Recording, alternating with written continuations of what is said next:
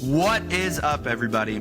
Welcome to another episode of the Sean Jones NBA Show. I'm recording this on February 2nd because we had a bombshell of a deal go down late last night in a trade that just, I don't think anybody could have seen this coming. Luka Doncic is now a member of the Los Angeles Lakers, and Anthony Davis is now a member of the Dallas Mavericks. So, going to give my instant reaction to this and talk through everything from the Mavs and Lakers side. And yeah, this is a crazy one, but let's go ahead and get right into it.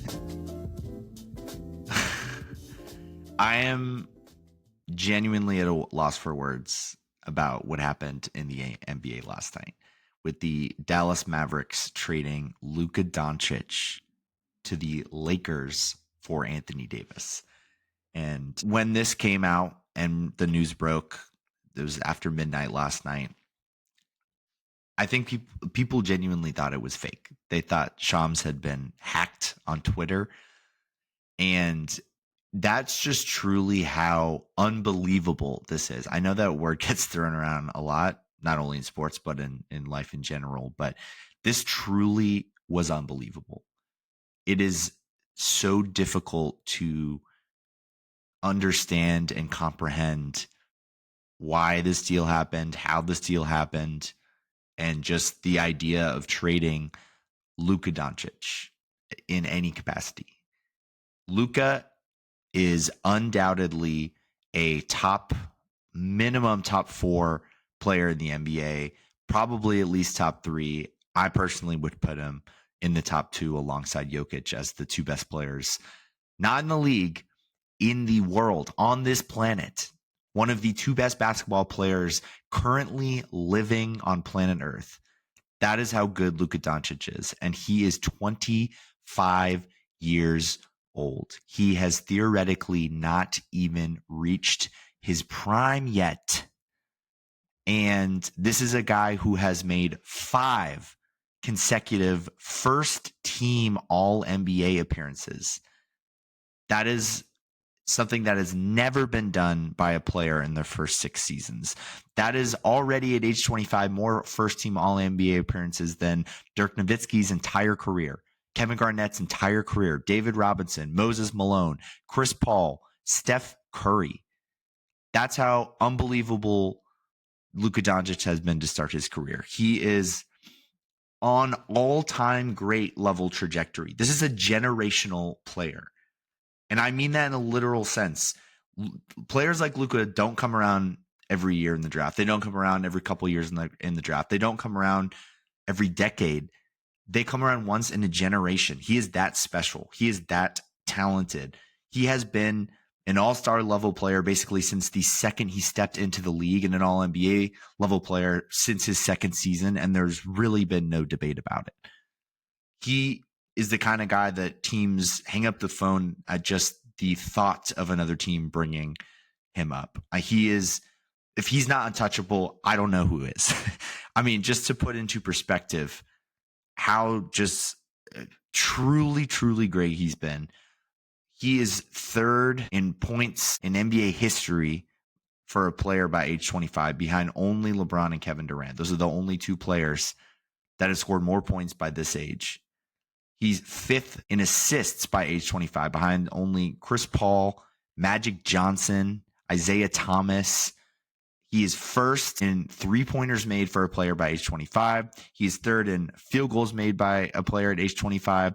The guy has career averages of 28.6 points per game, the 3rd highest point per game total in NBA history, behind only Michael Jordan and Wilt Chamberlain. He's top 12 in assists per game in NBA history, ahead of guys like LeBron James, Nikola Jokic, James Harden, Russell Westbrook.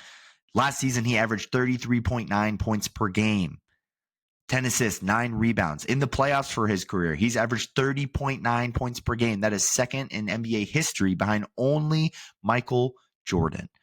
He's the only other guy, him and Jordan are the only 2 that have averaged even 30 plus in the playoffs. He's got a higher assist per game in the playoffs than guys like Jason Kidd, LeBron James, Russell Westbrook, Nikola Jokic.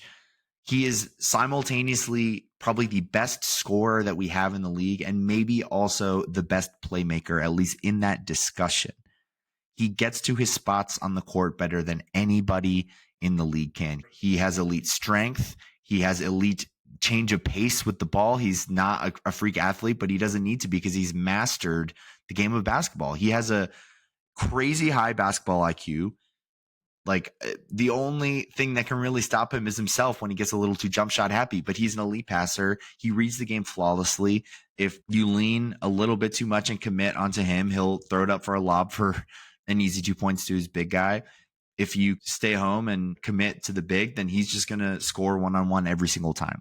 Luka Doncic is a spectacular, spectacular player, and the type of player that should never even be considered to be moved unless you are at absolute last resort in danger of losing the asset. If your back's against the wall, they tell you, get me out of here, or you're going to lose me for nothing, then maybe we get to that point. But if you're not in that scenario, and it sounds like they were not, Dallas, this was all their own doing. Luka wanted to stay in Dallas. He had not shown any sort of inkling that he was going to ask out. I don't know if he was going to sign that extension right away in this offseason, but I find it very hard to believe he was going to turn down that kind of super max money. We haven't seen a player do that to this point, and I don't know why he would necessarily have been the first one. I'm truly sick for Mavericks fans because I cannot even imagine my favorite team doing something like this. I mean, this is just a total fuck you to them. It's a stab in the back. It is a betrayal. It is like, Luka is this team. He's everything to this franchise. He's everything to this city. He is Dallas. He is the Mavericks. Like, he is definitionally the face of the franchise.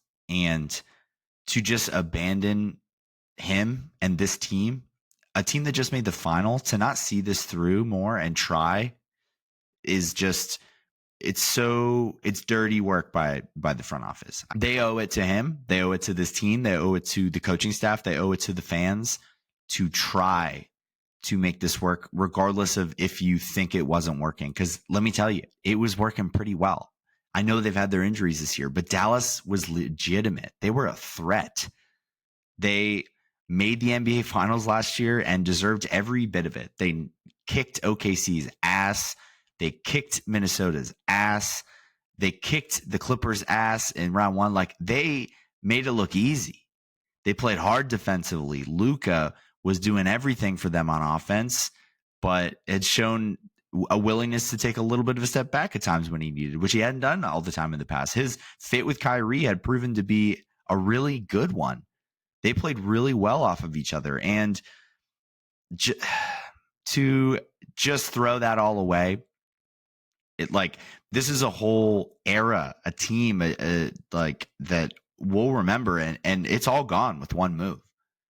I mean, AD and Kyrie is a fun pairing, but you do everything in your power to hold on to Luka Doncic, and they sought this out. And so I as I said, I am sick for Mavericks fans. I was texting one of my old buddies who's a Mavs fan, and he just he said he doesn't even know if he can root for the team anymore. That's how insane this is. Like, I wouldn't blame anybody for jumping ship, because how can you trust anything with this organization now?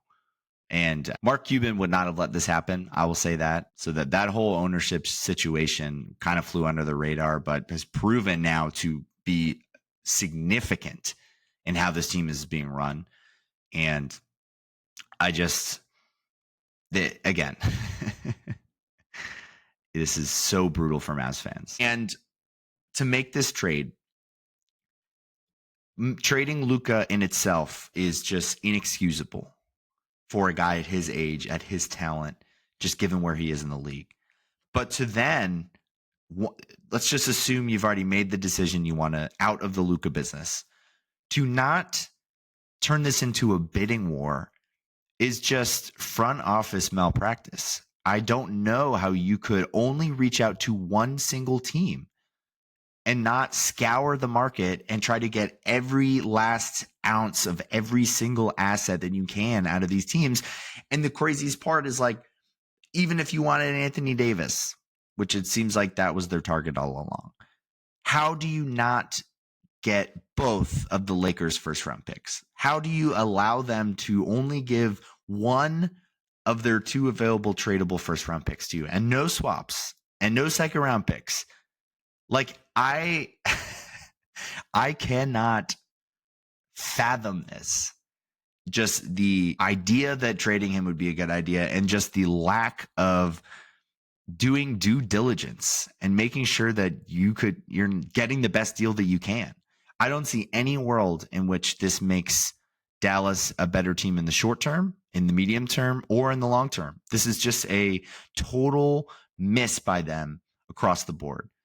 I don't care if Luka's a little out of shape. I don't care if he's a lot of out of shape. I don't care if he's drinking during the season, during games. He's Luka Doncic. You do not trade him at age 25, coming off a finals appearance. You do not have any hesitation about giving this guy a max extension. If you're not giving Luka Doncic a max extension, who are you giving a max extension to? A 31, soon to be 32-year-old Anthony Davis, who, no disrespect to AD, he's having a great season. He's a phenomenal player.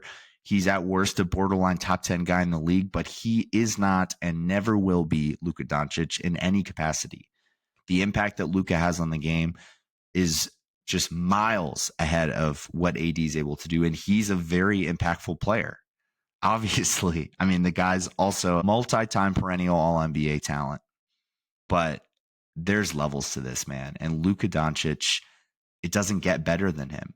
He's the kind of player that teams dream of having on their team for a decade plus. Like, there's been quotes coming out from front office people that said they would have given up everything that they had, every last asset, to get Luka.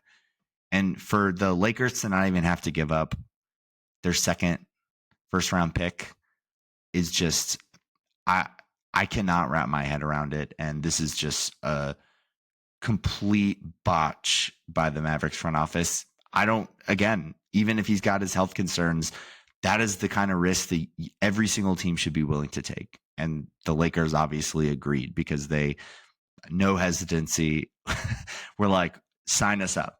And it's been great having you, Anthony Davis. But I don't blame them one bit. I don't know how they couldn't just immediately say, yeah, let's do this trade. But this makes it so much more risky too, because the Mavs just invested in this team around Luka, and they are now suddenly built around 2 aging, injury-prone stars. Anthony Davis will be 32 by the end of the season. Kyrie Irving will be 33 by the end of the season. Both of these guys have not been durable. Over the last 5 years, Kyrie's played 221 games. That's an average of 44 games per season. Over the last 4 years, Anthony Davis has played 206 games. That is an average of 52 games per season. Both of them have missed some time this year as well. So these guys are injury prone. They're older, like 3-4 years down the line. They're going to be mid to late 30s. And this is a team that gave out its 2027 first round pick to Charlotte in the PJ Washington trade last year. They gave out a 2028 pick swap to OKC in order to get another first to make a trade at the deadline last year. They gave out their 2029 first to Brooklyn in the Kyrie Irving trade. That's unprotected. And they gave out a pick swap in 2030 to San Antonio to help them get Grant Williams. And so that means from 2027 all the way through 2030, they do not have control over any of those picks. And by 2030, that's 5 years from now, Kyrie is going to be 38. Anthony Davis is going to be 37. Those guys might not even be on the team at this point. So this could end up being a disaster where the Mavericks are not competitive when they're handing these picks back over to these other teams. And with Luka, you had really no risk with these picks giving them out, because you're going to be at minimum a playoff team anytime Luka's on the roster, really, regardless of what else is around him at this point. That's how good he is. But oh God, I can't understand it. what was the rush here? What was the urgency on the Mavs side and the lack of just seeing what they could get out there? I get they want to, I guess, remain competitive, but they could have done that while also getting more picks. How did they not at least get that other pick from the Lakers? It makes no sense. And all the quotes from Nico Harrison have just honestly made it worse. I mean, he said this was a win now move, he called it. Well, there's nothing more win now than Luka Doncic. He's a minimum 45 to 50 wins and a playoff appearance all on his own, regardless of what else you have on the roster. He is the definition of win now. Nico Harrison said that the future for them is only in the next 3 to 4 years, and that he's not concerned with 10 years down the line, because he was insinuating that him and Jason Kidd probably won't even be a part of the Mavericks organization by then. Which, how can you hear that as a Mavericks fan or as an owner for the Mavs and their front office and not be completely terrified with a comment like that? Basically saying like, yeah, we're going in sort of for the next couple of years, but who cares down the road? I'm not going to be here. The owner reportedly laughed at Nico Harrison when he first brought it up to him, and rightfully so. I'm sure he thought it was a joke. I'm sure everybody thought this was the joke when we first saw it. And then he also said that Jason Kidd had no idea about the move and that it was really a decision made by him and only him. And he said, that's why I'm here, to make the tough decisions. So for Dallas, I really have no words for why they would make this move. Luka Doncic, as I said, should be untouchable, and the Lakers just had a miracle fall into their lap by acquiring him in this deal. And so for Dallas, moving forward, I don't think they're done. I mean, they're kind of crowded in their front court now. I know Lively's going to be out for a while. They still have Gafford, Anthony Davis. So I would imagine that Gafford might be on the move in some sort of deal to maybe add some more scoring and shooting on the wing to replace some of what Luka does. And look, they're probably going to still be a pretty good team. Anthony Davis and Kyrie Irving, in theory, is a pairing that complements each other very well. They're both 25-plus point per game scorers. Kyrie's more of not a total ball dominant guy, but a elite 3-level perimeter scorer. Anthony Davis does most of his damage in the paint, but can also handle the ball. So I think that the two of them together make sense as a pairing. And I think Anthony Davis will improve this team defensively. They're already pretty good defensively, but I think that he's obviously going from a guy like Luka to him on the defensive end should be an upgrade.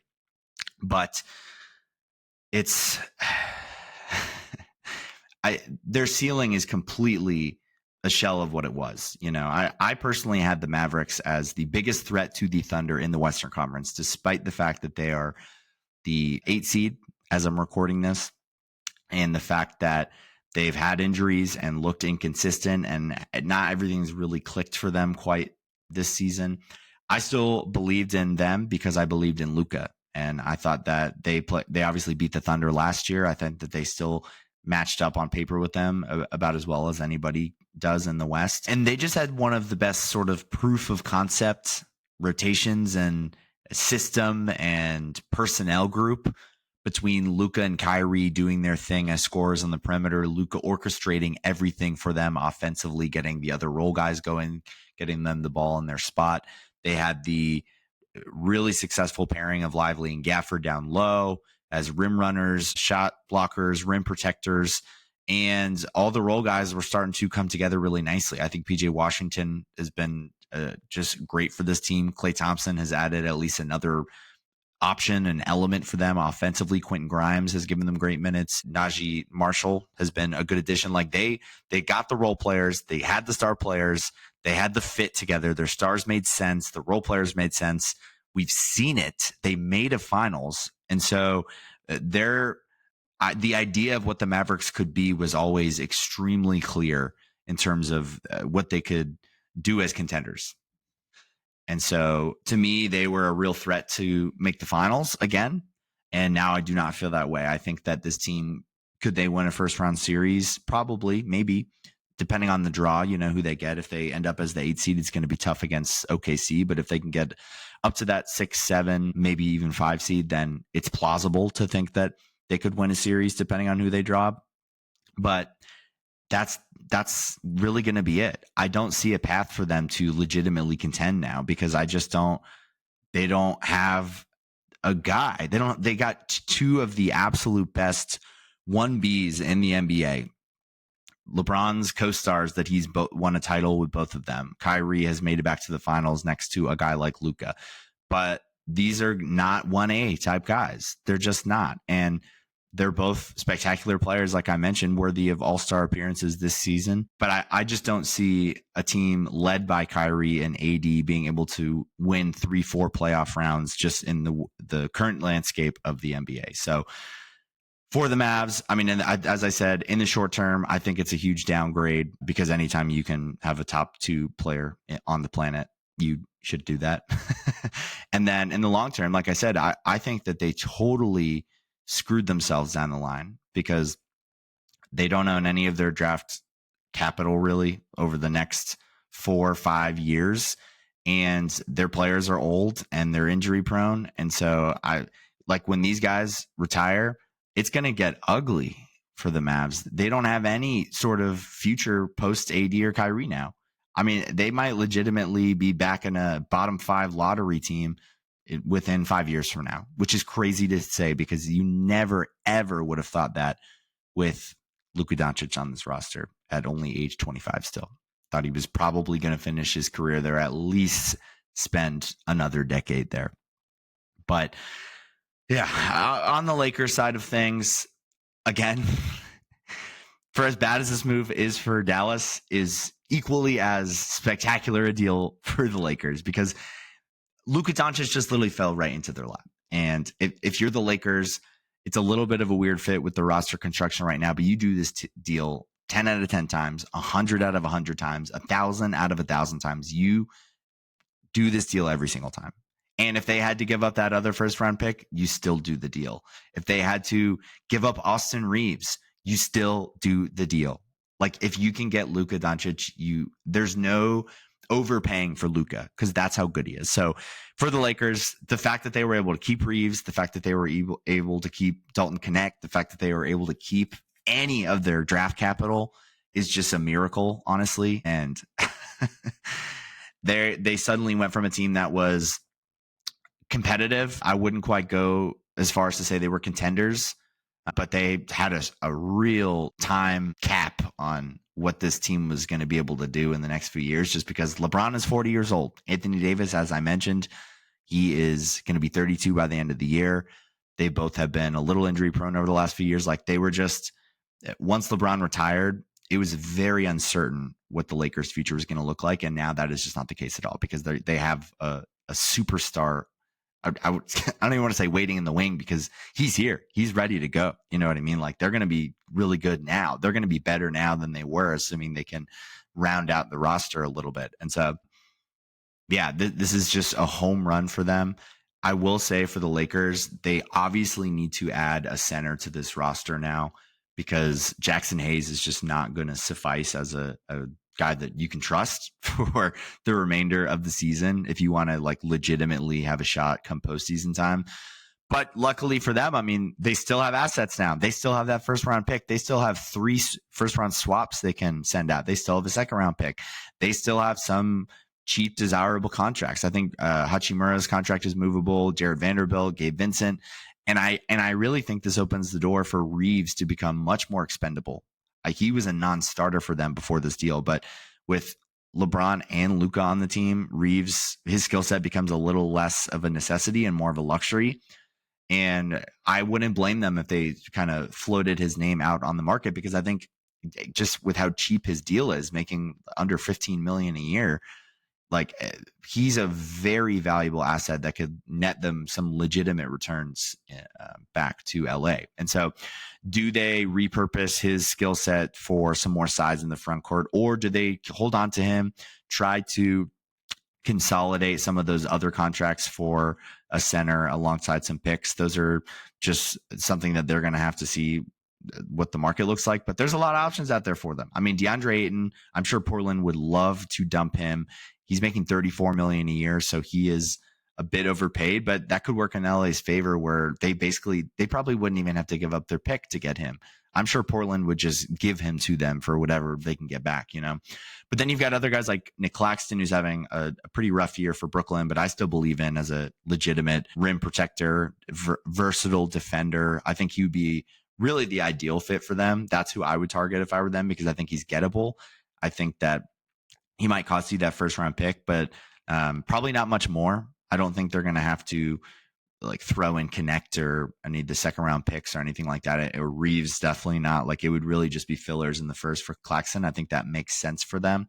And of course, they'd still be a little small and lack some girth down low. And Claxton's not a great rebounder, for example. But at the very least, I mean, he gives them rim protection and he gives them length and size, which is desperately what they need right now.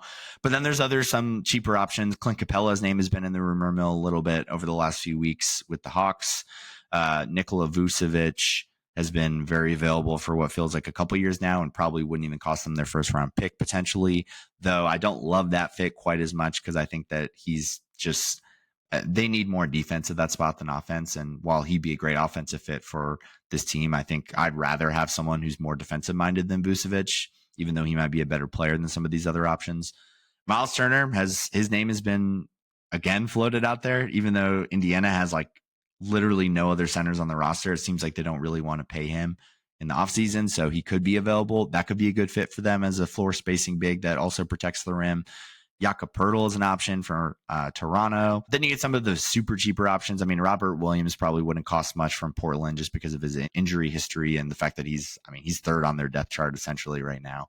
Jonas Valanciunas, I'm not a fan of him as a impact playoff player for a contender, but he'd probably be super cheap and he's a big body. And so, I mean, having him would be better than Jackson Hayes at the very least. And then Day'Ron Sharpe with Brooklyn is an option. He's very cheap, only $4 million a year, but a little more unproven. You don't know exactly what you're getting compared to some of these other guys, but could potentially be an option for them. And then there's Walker Kessler, who's been rumored to not only the Lakers, but a couple other teams over the past few months, even into the offseason. Though I don't really know why Utah would want to trade him. I mean, he's had a nice bounce back year this year after a little bit of a disappointing second season a year ago, but he's an elite shot blocker for his position. He's a good rebounder, a little raw on offense still, but does a lot of the things that the team would desperately need, So if they could somehow get a Kessler plus somebody else, like either a John Collins or a Colin Sexton or something like that with that first round pick, maybe some swaps and then throw Connect in there, maybe that's enough, but I'm still skeptical Utah would want to move Kessler. But look, if they add one of these centers, if they add somebody without giving up too much from the rest of their rotation, I see no reason why the Lakers shouldn't be legitimately considered for the number 2 spot in the West after the Thunder. And that is how much impact Luka has. I had the Mavericks as the number 2 team in the West with Luka. Now I probably would have the Lakers as the number 2 team, assuming they can get some sort of center. But that's how good Luka is. He makes you an instant contender. And so I think Luka and LeBron, I know there's going to be some discourse around their fit and it's a little redundant with their skill sets. I'm not worried about that at all. They're both super, super high IQ players. They're going to figure it out. Like there's no part of me that is at all concerned about, are they going to be able to coexist? Like, yes, they're going to be able to coexist. LeBron is like, there's no fit that's bad for LeBron. He can do whatever he needs to do and he makes players around him better. And Luka is the same way. Has the same sort of like, he's just going to make it work with whoever he plays with. And so I'm not worried about that fit at all. I think it's going to be a great fit, honestly, between the two of them. They're going to be able to play off each other and also have much less responsibility across the board offensively, which would probably be good for both of them. But then look, Reeves is having him as your third creator initiator is such a luxury. They still have some good pieces. Vanderbilt just came back and has provided them some very nice defense, which they desperately needed on the perimeter this year. Rui Hachimura's had a better year this year than he has over the last couple of years in JJ Redick's system. And like I said, if they add a center or somebody in the front court that can provide them some defense and some rebounding and some size, then I think this roster is looking great. Dorian Finney-Smith's been a great addition for them as well. And so I genuinely think I would have them at number 2 in the West, which is crazy to say because the Lakers have been a non-serious, they've been a competitive team, but like not a legitimate contender over the last few years. And you put Luka Doncic in there, of course their defense is going to suffer, but that's why they've probably got to make another move. But look, I think it's going to be super fun to watch Luka and LeBron. There was some questions about whether like, well, do they just retool around Luka and go ahead and trade LeBron as well? But he's got no trade clause. Chris Haynes reported today that LeBron intends to finish the season with the Lakers. So I do think that is going to be the case and that he's going to stay in LA. But at least for this season, maybe we'll revisit in the offseason and see how things go and how the season plays out. But look, the West is kind of open after OKC. I think Denver has made a strong case as a team that is started to play a lot better. And a lot of people view them as probably the number 2 like threat after Oklahoma City. But look, Memphis, we haven't seen it out of them in the postseason to this point. It's still a little bit unproven. I know they've got depth, but do they have the star power? Can they be consistent in the half-court offense and come postseason time? Houston, very inexperienced. Also, same questions. Doesn't really have the same star power of anybody in the West playoffs. And they have none of them have really been there before. And same thing with their offense. I just don't trust it down the stretch. So those two teams, I think there's an easy case to say, give me LeBron and Luka. And if they've got some semblance of defense around them, then I'll take that over those two teams all day. I think Denver is interesting, but a lot of the other teams have been disappointing. The Suns have just not been able to put together weeks of consistent basketball. Neither have the Wolves or the Warriors or the Kings or any of these teams really. The Clippers have looked really solid, but there's always going to be questions when you're built around James Harden and Kawhi Leonard come postseason time from health and performance. So I can't believe this trade happened. It's actually crazy to think about. It's inexplicable for Dallas. As I said, there's really no other way to put it. I can't understand why they would do this deal in any capacity. And if you're going to do a deal, how do you not get every last ounce of every asset possible of whatever team you trade Luka to? And yeah, I don't have much else to say about it because I was completely shocked and stunned at this deal. We will see how this plays out for Dallas, but I predict that it's not. I think this is going to be a deal that 10 years down the line, we look back and say, wow, that really was as crazy and as dumb of a move as everybody thought it was at the time. And I think this is the kind of thing that could cost Nico Harrison his job down the line, and the kind of thing that could set Dallas back for not just years, but like decades, to go from the surest of sure things of a franchise player to, in 3 years, maybe potentially looking at a low lottery team once again without control of any of your picks. They went from one of the best situations in the NBA to now one of the bleakest outlooks in terms of long-term future in the NBA. And that's going to do it for this episode of the Sean Jones NBA Show. Thank you so much for listening. This was completely out of left field. We do have the trade deadline coming up later this week on Thursday. I don't think anything's going to top this one, but I'm sure we are going to get some good deals. I mean, at the very least, I expect Jimmy Butler, potentially De'Aaron Fox, maybe Zach LaVine. Like, there are a lot of big names out there that could be moved. And I kind of feel like with this move happening, it's almost going to ensure that more teams start to get more aggressive. Teams might look around and say, well, they traded Luka Doncic. So I think we can take a swing on a Zach LaVine, for example, where teams might have been more hesitant before. But yeah, with that said, I will definitely have a trade deadline reaction pod later in the week. But until we start getting some more deals, let's see these things trickle in. But this was a big one, as I said. But thanks so much for listening, and I'll chat with you soon.